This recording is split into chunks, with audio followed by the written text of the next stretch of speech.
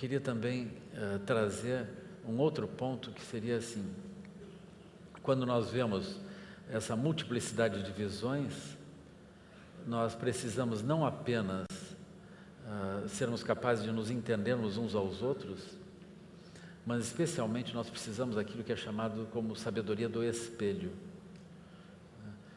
A sabedoria do espelho, ela é uma forma de inteligência que se soma à inteligência da complementariedade.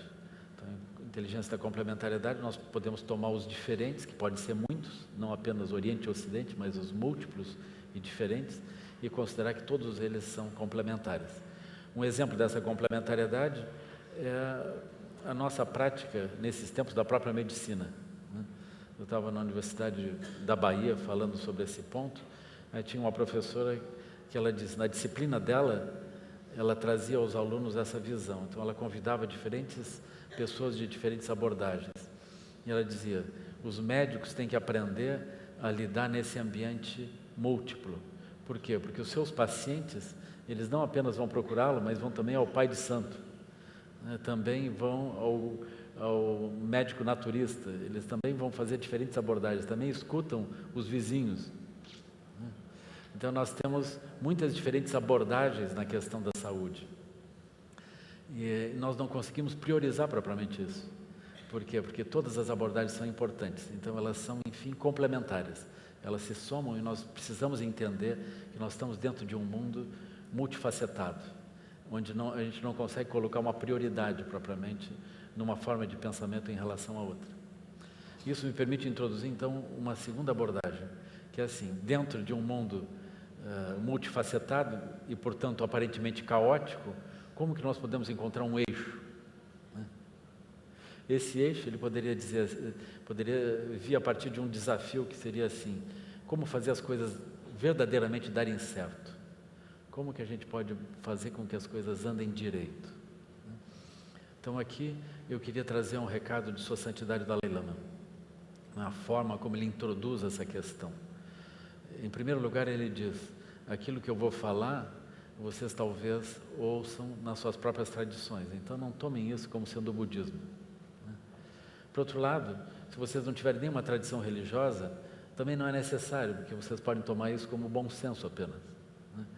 E talvez as tradições religiosas tenham sua única função de produzir esse bom senso.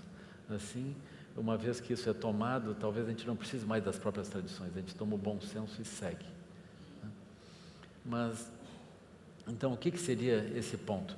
Seria como que nós podemos gerar um eixo que efetivamente nos ajuda.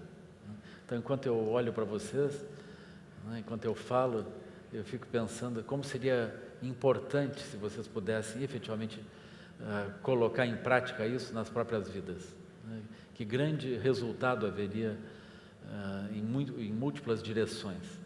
E esse eixo é assim, ele é um eixo, eu considero de grande habilidade, porque é um eixo espiritual, mas ele se coloca como uma abordagem no cotidiano. Então ele diz assim, nós deveríamos entender que não importa o que a gente faça, de fato, nós buscamos a felicidade e buscamos nos proteger do sofrimento.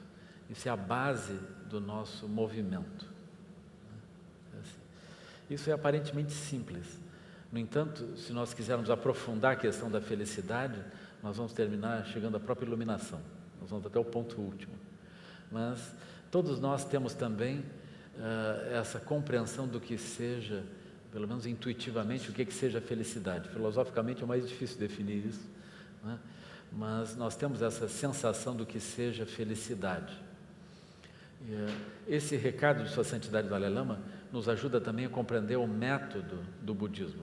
O método do budismo é assim, alguém, no caso, um mestre iluminado, ele segura a ponta de uma corda.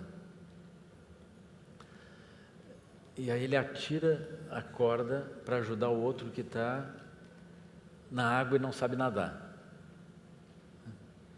Se aquela corda o outro não consegue ver, porque ela ultrapassa a sua visão filosófica, ele não consegue pegar.